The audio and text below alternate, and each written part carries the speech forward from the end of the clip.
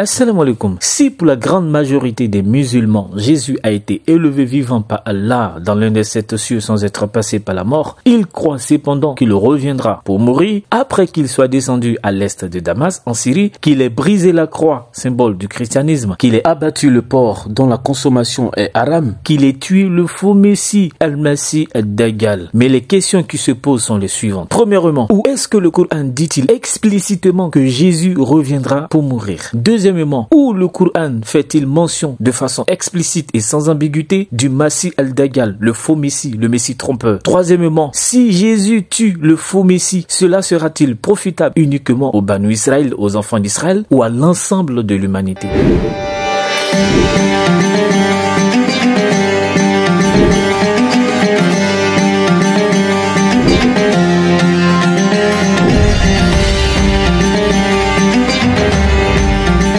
Il faut tout de suite souligner que l'idée d'un faux Messie qui sera tué n'existe dans aucun verset explicite du Coran. Et la croyance au retour du Jésus coranique à Damas, tout ça n'est pas explicité dans le livre saint de l'islam. Alors pour greffer cela à leur théologie, les musulmans sunnites qui ont ça comme croyance vont devoir recourir à 2 versets ambigus. La sourate 4, le verset 159 et la sourate 43, le verset 61 et tenter de les interpréter à la lumière de certaines déclarations attribuées à le prophète dans les hadiths. Donc on croit qu'il a été envoyé pour les enfants d'Israël, dans la sourate 3, verset numéro 49, ce qui a été relaté également dans la Bible, dans le texte de Matthieu, chapitre 15, verset numéro 24. Et donc, de surcroît, Jésus n'est pas le sauveur de l'humanité en tant que tel.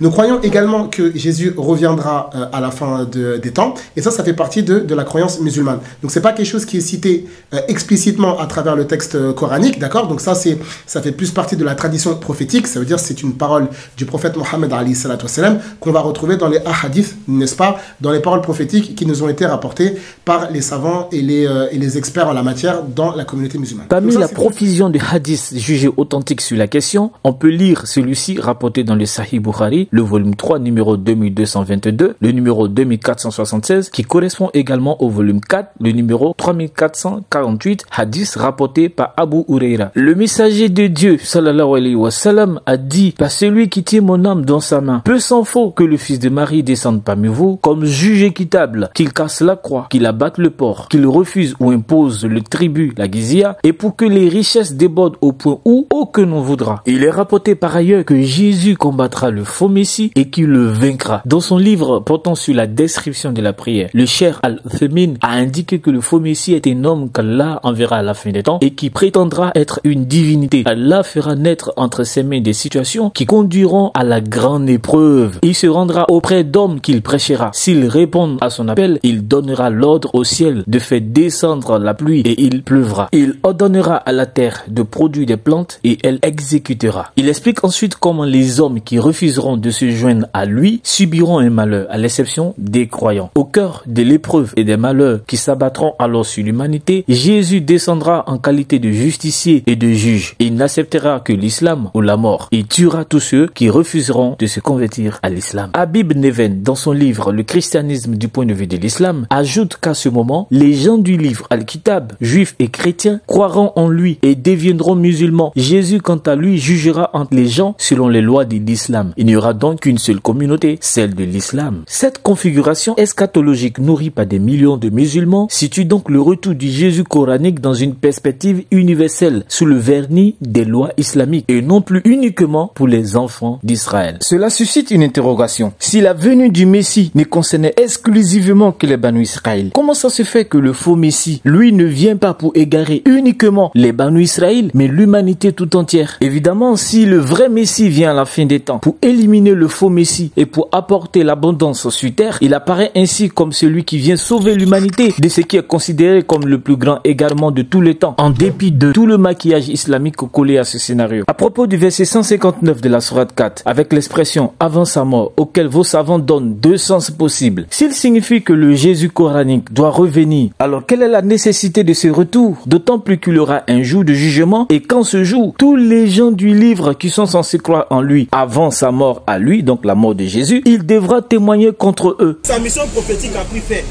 Il vient maintenant en tant qu'un membre de la communauté de Mohammed sallallahu alayhi wa sallam pour venir soutenir le message du prophète. Mais allons ici d'abord pour qu'il vienne. 4, le verset 159. Allons-y, c'est ça. Il n'y aura personne. Oui. Parmi les gens du livre, oui, qui n'aura pas foi en lui, oui, avant sa mort. Avant sa mort. Ça dit quand il revient là, il vient rétablir la vérité. Il vient démentir le mensonge qui a été fait sur lui, à savoir qu'il est mort sur la croix. Et dans le hadith qui parle de son retour, on dit qu'il vient briser la croix qui est le symbole du christianisme. Il vient montrer qu'il n'a pas été tué, il n'a pas été crucifié. Non. Mais Dieu l'avait simplement élevé par sa grâce. Comme il était fait pour les Élie et autres. C'est pas nouveau dans la loi de Dieu. Le problème est que dans cette loi de Dieu que tu évoques là, tu ne trouveras aucune trace ni dans ton Coran, ni dans la Bible qui stipule que Élie a été élevé au ciel et qu'un faux semblant aurait été tué à sa place. Ça n'existe pas. Donc, il n'y a aucun parallèle entre les deux. En plus, s'il vient comme membre de la communauté de Mohammed, il n'est donc plus membre uniquement de la communauté des enfants d'Israël, ce qui ferait de Jésus un Messie universel. Donc, il vient rétablir cette vérité, c'est ces mensonges qui étaient faits sur lui là. Il vient les démentir. Il vient rétablir la vérité. Il vient tuer le porc pour dire, la chrétien qui aime un porc là, quand il tue le porc, c'est une figuration. C'est pour dire qu'il vient montrer qu'on ne mange pas porc. Il vient maintenant, il prie comme les musulmans. Il vit normalement, il meurt. On l'enterre comme les musulmans. Ce storytelling qui n'est confirmé par aucun verset du Coran, on l'a signifié déjà, laisse entendre que Jésus n'était antérieurement pas un musulman, puisqu'il est supposé revenu pour prier, pour vivre et pour mourir comme un musulman. Mais le plus marrant, c'est que cette lecture islamisée et romancée du retour de Jésus confirme qu'il est le véritable héros de la fin des temps, capable d'éliminer le faux messie, et le seul parmi tous les prophètes du Coran qui aura appartenu à deux communautés, une première restreinte à un seul peuple et une seconde ouverte à tous les peuples. Ça en dit long concernant le substrat judéo-chrétien sur lequel s'est bâtie toute cette expectative sunnite. Surtout que, dans le procès concernant la fausse trinité coranique évoquée dans la sourate 5, le verset 116 à 117, Jésus, qui est supposé se justifier au jour du jugement contre les gens qui l'ont pris pour Dieu, lui ainsi que sa mère en dehors d'Allah, non seulement il ne fait aucune allusion à une deuxième venue, mais encore, si les gens qui l'ont pris avec sa mère pour deux divinités en dehors d'Allah sont les chrétiens, dans ce cas, il y a lieu de se demander à quel moment Jésus s'est adressé aux chrétiens et leur a recommandé de n'adorer qu'Allah. D'autant plus que, selon vous-même, c'est uniquement aux Israélites qu'il a destiné son message. En résumé, votre déni de la crucifixion et de la mort du Messie vous oblige, après le mythe du faux semblant à la croix, à postuler un retour de Jésus à partir de versets ambigus du Coran saupoudrés de propos alambiqués tirés des hadiths qui suggèrent qu'il va venir mourir en tant que musulman à l'âge de 40 ans, alors qu'au même moment vous nous rabâchez qu'il serait monté au ciel avec son corps terrestre sans être passé par la mort, voilà maintenant près de 2000 ans, et qu'il viendra tuer le faux Messie dont le Coran ne fait aucune mention et ainsi sauver les humains de la plus grande détresse jamais connue. Donc même avec votre schéma islamique là du retour de Jésus, vous faites de lui un élément crucial et incontournable pour le bonheur de toute l'humanité et non seulement pour les Banu Israël. Mashallah, barakallahu fikum, assalamu alaikum.